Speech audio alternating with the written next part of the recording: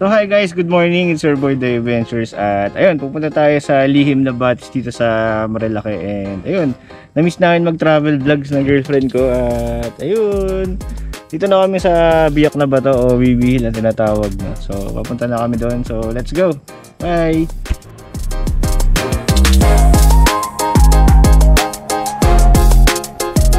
So syempre, shoutout muna natin ng Team Print Customs na maraming salamat sa recently na contract signing na nangyari sa ating page. So ayun, maraming salamat sa tiwala po Sir Gian and staff. Thank you po. At ayun, let's go!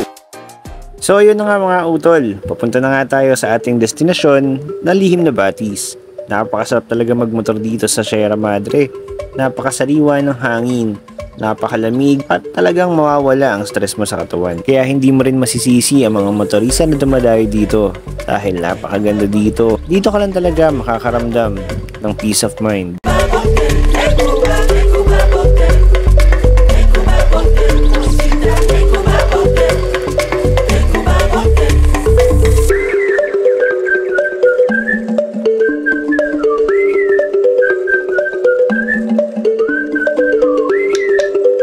So yun guys, malapit na tayo. Lalo na pag nakita nyo itong signage ng Sitio San Roque. Kung galing naman kayo ng Shell Boso-Boso, ito ay nasa kaliwang bahagi ng kalsada. Doon nyo makikita ang signage ng Sitio San Roque. So ayun, pasukin nyo to at dire-diretso lang kayo dito. Hindi na masyado nakakaligaw dito kasi isa lang naman ang daanan. Pagpasok mo dito, ang magiging experience mo dito ay para ka nasa ibang kagubatan. Para ka talagang nasa ibang bansa. Hindi ko alam iba yung pakiramdam pero napakalamig dahil nasa kapaligid mo ay kapunuan. Marami na ring residente ang nakatira dito sa loob ng kagubatan. Okay lang yun dahil kampante ako pag mas marami ako nakikitang tao. Mahirap kasi pag nasiraan ako sa daan. Hindi ko alam kung sino ang pwedeng lapitan.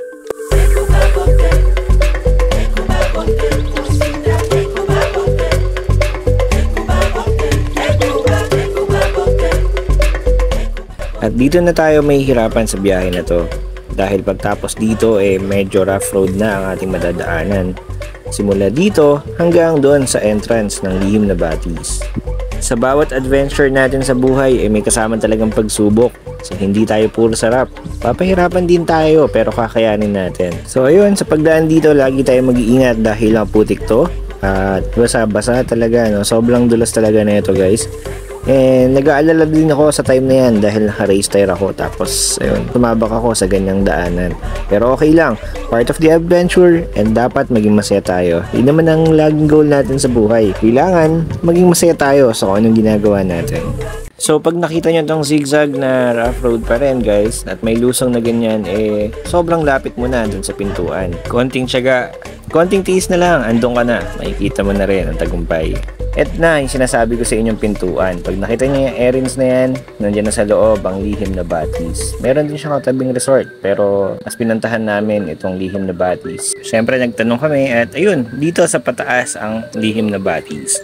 Aahunin nyo lang yan tapos ayan yung mismong parking lot niya. So ayan, at tara guys, papakita ko sa inyo kung ano yung mga rates nila at itong itsura sa loob ng lihim na Batis. Talaga naman pagpasok mo dito sa lihim na Batis, talaga mararamdaman mo ang kapayapaan, katahimikan at syempre at napaka-relaxing na mga swimming pools. So ngayon ipapakita ko sa inyo kung ano yung updated rates ng lihim na Batis. Let's go! So ito nga pala guys, ang updated rates ng lihim na Batis. Nandiyan din ang contact number para mas madali kayong makakontak pag pupunta kayo dyan. At ayun, may day tour sila at ang in-avail namin dito is yung couple room. 1,200 pesos plus entrance fee na 100 pesos each. So, ang total rates namin is 1,400 lang. At ang day tour naman nila ay simula 8 AM hanggang 5 PM ng hapon. Ngayon naman, ipapakita ko sa inyo kung ano yung itsura ng mga rooms nila dito, no? So, let's go! So, ito na nga yung magiging room namin dito, no? So, couple 1 yung napili kong kwarto. At ayan, pagbukas ni Kuya, single bedroom, may electric fan, may sariling CR sa loob. Pwedeng-pwede muna kayo magpahinga after ng mahabang biyahe at matagtag na kalsada. Ayan guys, dito na kami at ito yung mga room namin. Simple lang, electric fan, CR, maganda naman yung CR nila. May bidet, malinis, maayos. Okay ka naman. Lodi. Siyempre pag bungad mo, yun ito na yung man-made na Batis. Pakaganda.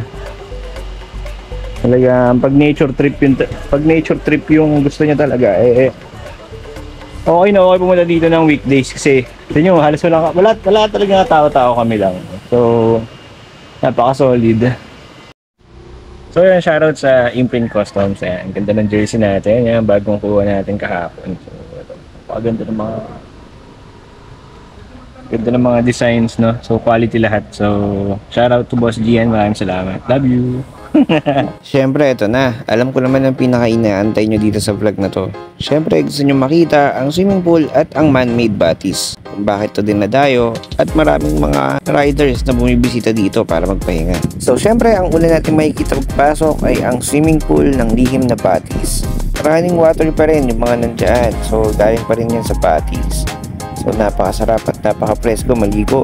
Malamig sa umpisa, pero pagka tumagal ka na sa tubig, may enjoy mo na at marerelax ka na.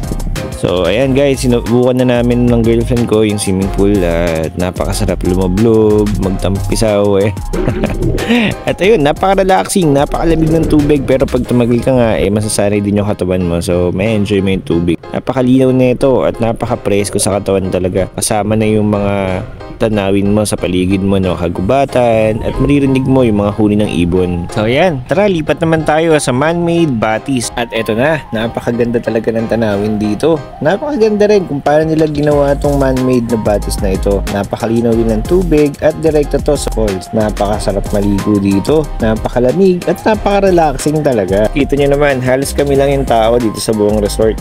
Kaya na-enjoy namin lahat ng amenities dito sa loob. Kaya kung ako sa inyo, weekdays na lang din kayo magpunta. Pero kung hindi talaga kaya, okay din naman kung weekends. Kasyang-kasya naman kahit gaano kadami dahil malaki naman yung resort. Yun nga lang, mag-share kayo sa bawat pool. Nasa likod nga pala ng man-made batis na to yung parang falls or dito nanggagaling yung mga tubig kung saan tayo tumatampisaw. Ako nakikita nyo pero ayan siya. Hanggang sa paakyat. Yun. So kita nyo naman, sobrang linaw, di ba? Swimming. Masagad pwede kayo mag-swimming dito pagkatapos banking naman sa Sierra.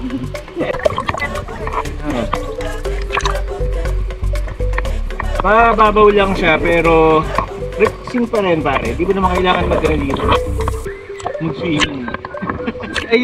Hindi mo naman kailangan maglangoy-langoy na ito. Mababaw lang siya. Kasi ng angels. Pero pare yung nature sa gilid mo.